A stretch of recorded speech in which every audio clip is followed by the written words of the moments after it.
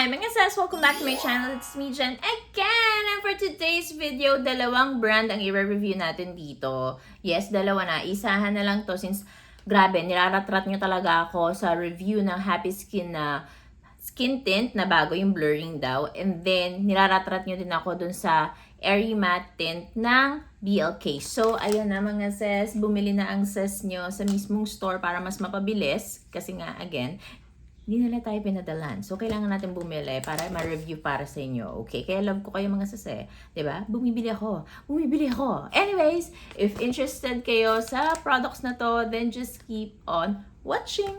So, yun na nga mga sis. Ang unang i-review natin is this one from Happy Skin. This is their newest skin tint. Ito yung parang sa ano ba yung generation something. Ayan. Ito lang yung binili ko kasi parang dito lang naman kayo super curious. This is their Happy Skin Stay Fresh Blurring Skin Tint. It has SPF 20. Ano pa ba? 549 pesos to sa store. Siguro baka may mas discount kapag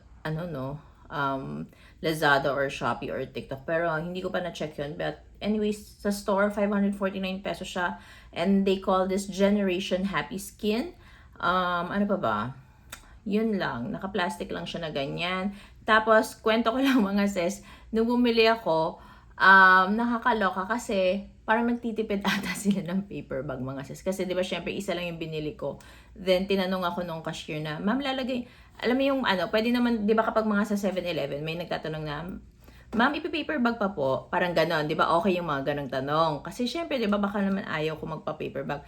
Pero sis, pero sis, doon ang tanong niya, ma'am, lalagay niyo na lang po ba sa bag niyo? Sabi ko, ay bakit ate may bayad po ba? Kasi di ba sa Zara ganon, may bayad yung paper bag. So tinanong ko, may bayad po ba yung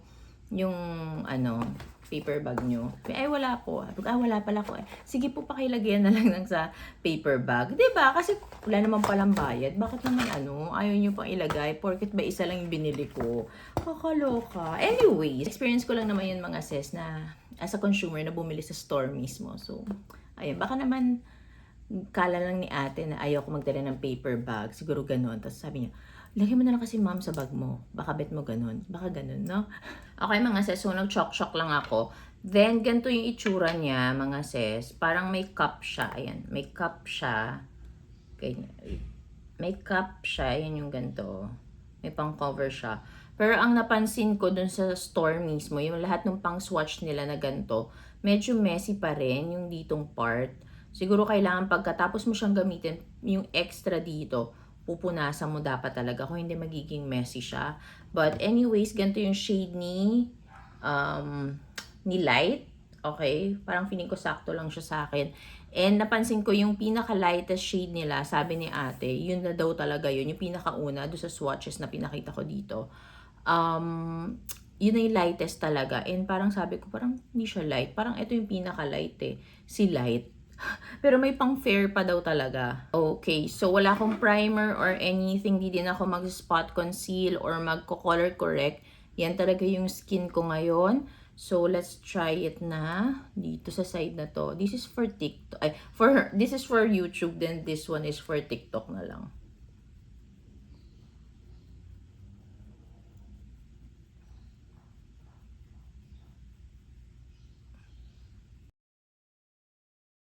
Hindi ko actually alam kung anong meron, but parang di ako napapadala ni Happy Skin and ni BLK.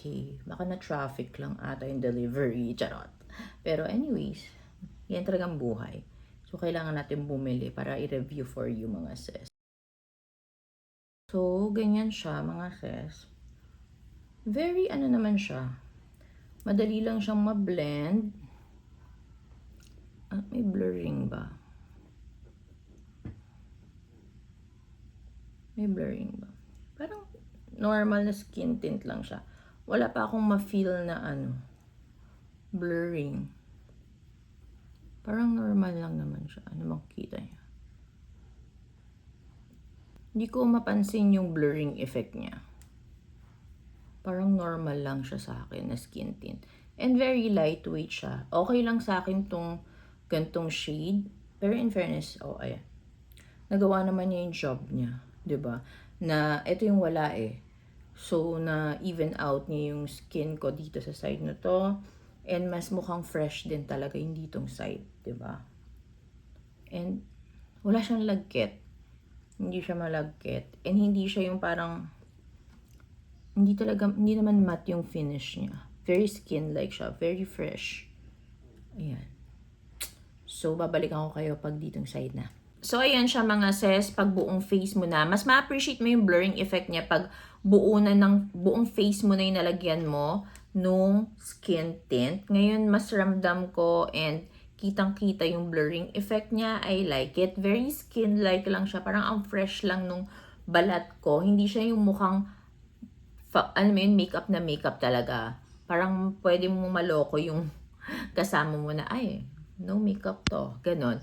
Ganon yung feeling. So, babalikan ko kayo mga sis after kung complete nung look ko, okay? Tapos babalikan ko kayo dahil sa BLK naman. Okay mga sis, ganito yung itsura ng ating makeup with blush, contour, and also powder. Nag-set lang ako ng powder, di ako mag-setting spray kasi gagawa tayo ng longevity. Or dapat ba mag-setting spray ako, no? Kasi para fair. Kasi gano'n naman talaga ako mag-review. Na parang, gano'n ako talaga mag-base makeup. So parang unfair lang kung di tayo mag-setting spray or mag-setting spray ako. Or kalahati ng mukha ko setting spray. Sige, kalahati ng mukha ko setting spray ako. 'Di ba? Para fair. Anong pantakip ng mukha? Ito na lang. Wait. So, itong side na to. Spray na. Okay. Sayahan natin matuyo. Okay mga sis, so doon naman tayo kay BLK. Ayan, may 2 shades akong binili. Ito yung mga shades niya na meron sila. And ang napili ko is si Muse and si Femme, mga sis. And try ko na siya actually. Ang pinaka-favorite ko is si Femme. Kaya ihuhuli ko yun para makita nyo, okay? But I'll try Muse first. Ayan. Ito yung dati na meron akong shade na nagustuhan ko. Actually, hanggang ngayon, naganda naman. It's very nice. Kahit dry yung lips ko ngayon, ang daming mga patsi-patsi, di ba? Super dry niya, pero ang ganda niya sa labi. I love it. Ayan. Very lightweight, very nice. Ang ganda ng shade. I love it, mga sis. Ayan. Kung magtatanong kayo kung nag-transfer ba siya, yes, nag-transfer siya. Okay, then let's try si Femme. Ay, grabe. Ito talaga yung for me. Si Femme. Yeah.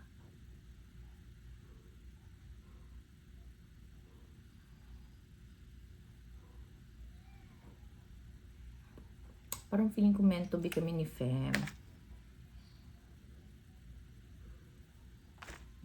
Di ba ang ganda? I love it. Ang ganda ni Femme. Oh my God. Okay, so ayun na nga mga sis, tapos na tayo. Ang masasabi ko dito sa BLK, okay naman siya. Ang ganda ng packaging niya. Sobrang gustong-gusto ko yung packaging niya. Sobrang very aesthetic. Actually, parang siyang mala happy skin yung peg niya. Pero anyways, ang ganda pa rin naman niya. And yung shade range, parang saktuhan lang. Etong dalawa lang talaga yung nabetan ko. Si Muse, pati si Femme. I love it. Pinaka-favorite ko si Femme. Kung nag-iisip ka, isa sa mga shades na yun, si Femme, huwag mo kakalimutan, okay? Very lightweight siya. Hindi siya drying sa labi. Kahit dry yung lips ko, okay na okay siya. And parang, alam mo, parang wala kang nakalagay. Tapos hindi siya malagkip. Walang ganong factor. Nagto-transfer lang siya ng onte. Siguro pag nag-dry, nag-set pa yan, baka doon mas onti lang yung transfer niya. But other than that, okay na okay siya sa akin, mga sis. And then, syempre, babalikan ko kayo, mga sis, dun sa skin tint ni Happy Skin. So far, ganyan siya. Okay. Ganito kapag na-sprayan ng setting spray. Ito pag powder lang. So, let's see if maganda pa rin ba siya after mga ilang hours. Okay? By the way, mga sis, pahabol lang. Nag-iiwan pala siya ng stain since tint siya, no? So, may stain siya na naiiwan. Ayan. Diba? Time check. It's already 2... Anong oras na ba? Wait. It's already 2:26. Iba na yung outfit ko. Naglinis akong bahay. Naglinis akong CR. So far, ganyan yung itsura niya. Maganda pa rin, no? In fairness. So, matutulog muna ako, then mag-workout pa tayo mamaya, okay? Ay mga sis, so dugyutin na ang sis nyo. It's already 6, mag 8 o'clock na actually. And ayan, ganito yung itsura. Hindi ako nag-blot. Kakatapos ko lang actually workout. Kaya ganyan tayo. Oily to the highest level. So, ganyan siya. And asan ba mirror ko? Okay, tignan natin.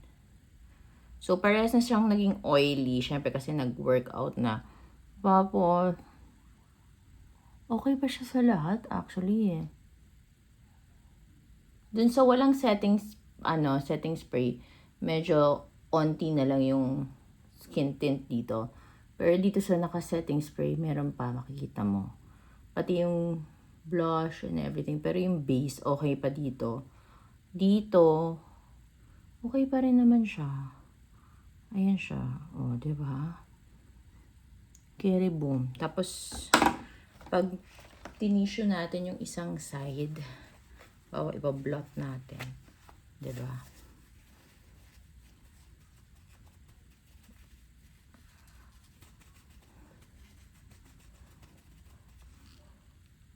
Okay pa siya.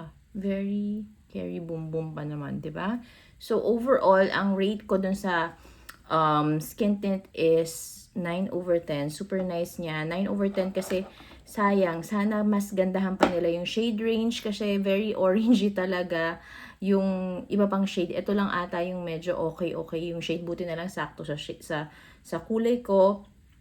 And again, super love it. Ang nice niya. This will be one of my go-to na skin tint, mga sis. I highly recommend it. Sana makuha nyo din yung perfect shade nyo. Okay? So, all the links will be on my description box, mga sis. Also pala, update dun sa lip tint, ay yung Airy Matte Tint ni BLK. Ito pa rin yun, hindi ako nag-retouch or anything, pero makikita nyo, andito pa rin yung stain niya. 'Di ba? So, long lasting, nakapag-lunch, merienda, and also dinner na. Boosh, diba? So, ayan lang mga sis. All the links will be on my description box. Bye!